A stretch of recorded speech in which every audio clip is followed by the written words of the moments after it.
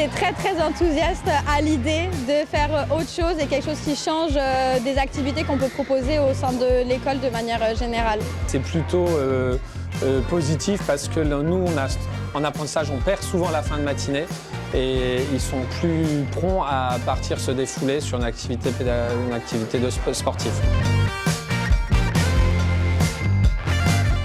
C'est d'abord une plus-value par rapport à l'expertise que peut apporter l'intervenant qui va venir donc aider l'enseignante à mettre en œuvre ses séances.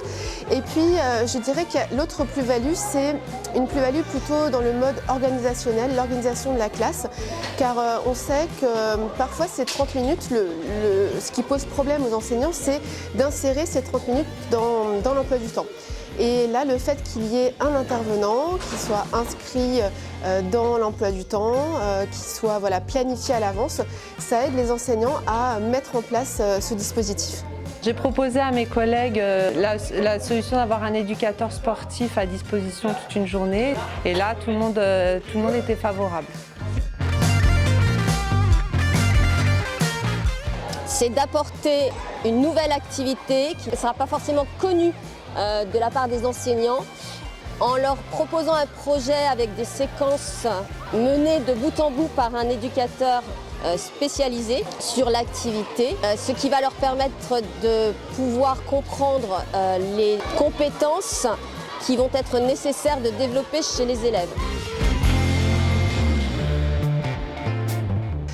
Bien sûr, il doit s'adresser à la directrice ou au directeur de l'école, mais surtout au conseiller pédagogique en charge de l'EPS ou conseiller pédagogique EPS de la circonscription pour pouvoir présenter le projet, les modalités d'action, le projet pédagogique et puis les intervenants qui viendront dispenser ces séances.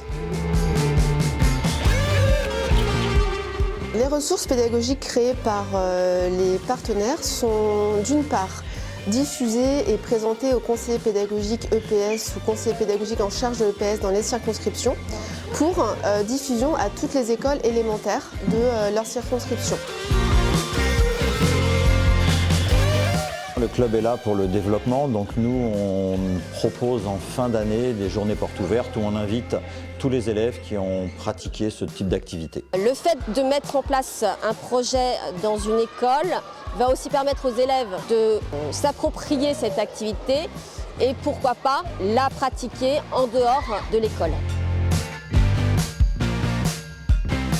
Le club met à disposition un éducateur sur 6 demi-journées et éventuellement du matériel si besoin est.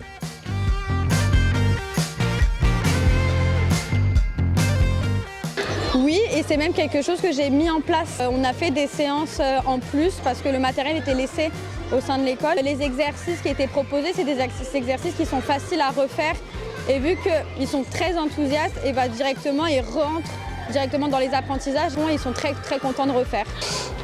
Oui, c'est possible avec, comme on est plusieurs classes du même niveau, l'idéal c'est qu'on le fasse tous, comme ça on ne s'embête pas à tous installer, désinstaller l'activité. Donc si on peut le faire à plusieurs classes sur une période de l'après-midi, comme ça il y en a un qui installe et le dernier retire. Sinon ça se fait sans problème. Il fallait coordonner avec les horaires de récréation. Nous sommes en hiver, donc un endroit auquel on n'avait pas de problème de météo. Et du coup on a trouvé une solution en intérieur. Et après, éventuellement, à l'extérieur, on a des préaux, on a aussi cours de récréation qui pourront être utilisés.